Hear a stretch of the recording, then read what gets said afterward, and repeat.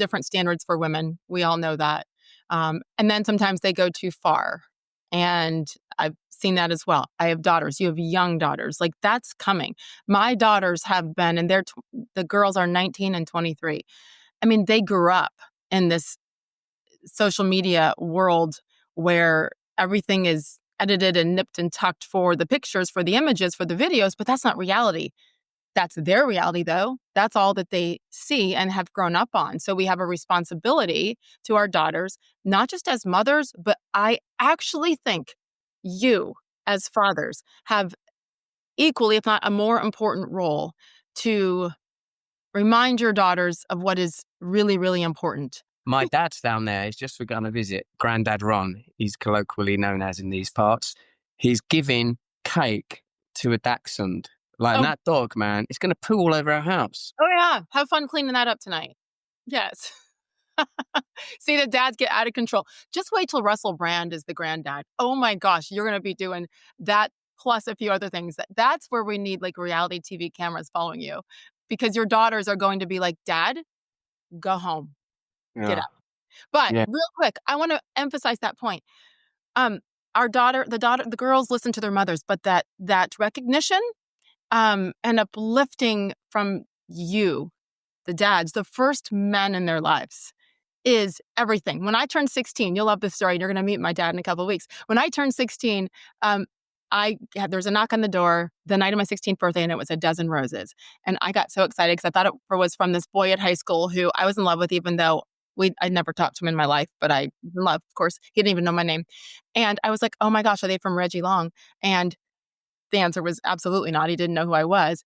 And I grabbed the card, and it said, to my little girl, my little Sagey, from my dad. And he said, I want to make sure that I'm the first man to ever give you roses.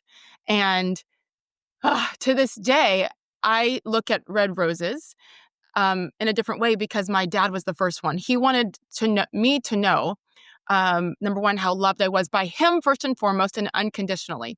And then to set that bar. This isn't about roses, tangible roses. It's about being loved.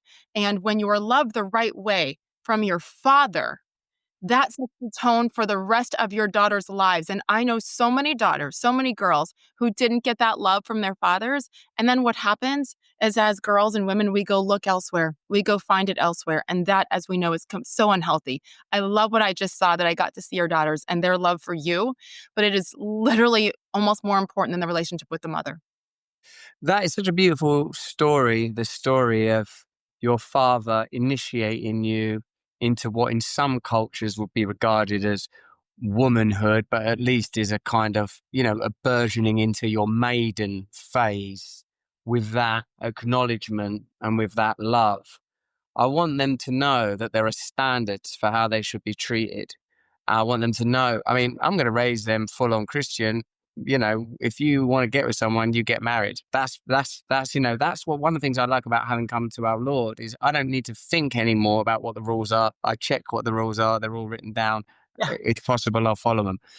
And what's amazing and challenging for me is, the challenges that I'm going through in the UK, and we'll be talking about the UK a little later in the show if we ever get there, Sage, if we ever get there. But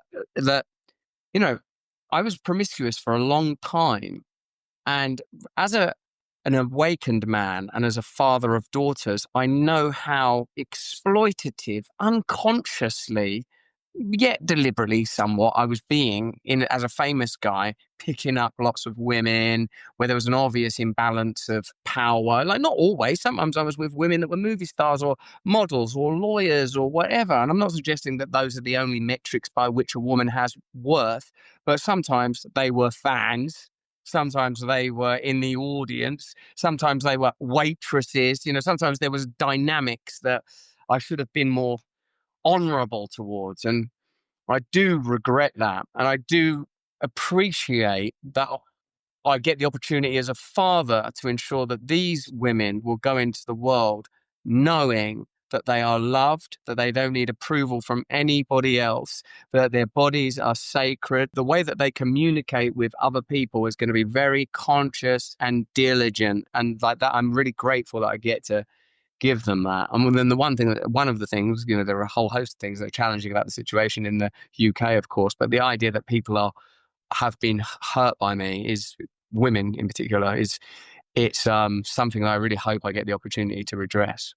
Are you going to, I mean, they'll see things, the internet, is there forever. Have you thought about how you're going to handle some of those tough conversations with your past and some of the actions, that you chose to partake in? Well, yeah, because how I'll do that is, you know, daddy was an addict, daddy drank too much, daddy slept around. I'm cool with that. And my suggestion to them as their father and them as young people growing up is, don't take drugs, but maybe you will. Don't sleep around. I pray that you don't. Then when it comes to Hmm. allegations and accusations and now at this point charges, they're going to have to be raised to understand how media works, how government works, how gossip works, how propaganda works, how misinformation works, what happens if you become a prominent person that just, by accident and circumstance speaks out on what appear to be some important issues, and how the generalized and normal state, albeit immoral, of a lot of men in a position of power to sleep with a lot of women is one of the ways in which a person that you wanted to target could be targeted. I'm not for a moment suggesting that people that worked at individual news organizations, and certainly not women that are connected to individual charges, are participating in anything conspiratorial. I'm not crazy. But as Elon Musk said recently of Stalin, that they used to say, show me the man and I'll show you the crime. If you know someone slept around a bunch, with potentially thousands of people, in my case thousands of women, then that provides interesting material in the post Me Too era to go and re-examine with a particular agenda. And as you said earlier, not every woman got a bouquet of flowers from their father when they were 16. Some Yeah. women, I think, go through life looking for something from men, something that sadly men have not been trained to give them: honor, love, protection, respect. Some men, like me, went around using women. And maybe if you have a conversation with a journalist 25 years after the fact and you look at things from a different perspective, maybe it's possible that those things could be considered in a different light. Yeah. Certainly, I know that I've never had to, and morally never would, transgress against a woman in that way, because that's why you become famous, is so women come towards you. That's Mm. why you become charming. And I don't know if you know me well enough yet to know, but I know a lot of women do know it about me because, I've slept with a lot of women, that I want to be wanted, loved. Nothing would be worse for me to be on the other end of a physical exchange and think that the person involved didn't like it or felt that I was not attractive. That idea makes me sick. I know what sex crime's about. I've read about it. I've seen documentaries. It's about power. It's about exploitation. That's not what I'm about. Like a person that was big appetites and lots of opportunity. You've been around fame. I reckon, I figure you was interviewing basketball players, golfers, footballers, and I think you've probably seen the kind of access that people in those positions get to Yeah. consequence-free, no-string sex. And when you get access to that, it changes you and it changes other people.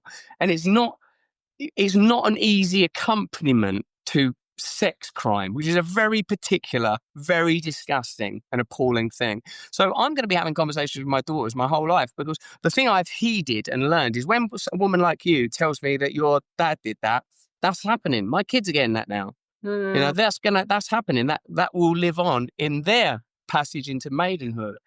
And I know that when people are continually telling me, oh, you got to appreciate them, I do that. I don't put work first. I don't put anything first. I put them first. So there will be difficult conversations, but you have that anyway, because they're going to think I'm a weird or I'm a jerk or whatever. And when we have those conversations, I hope I can demonstrate how to have them,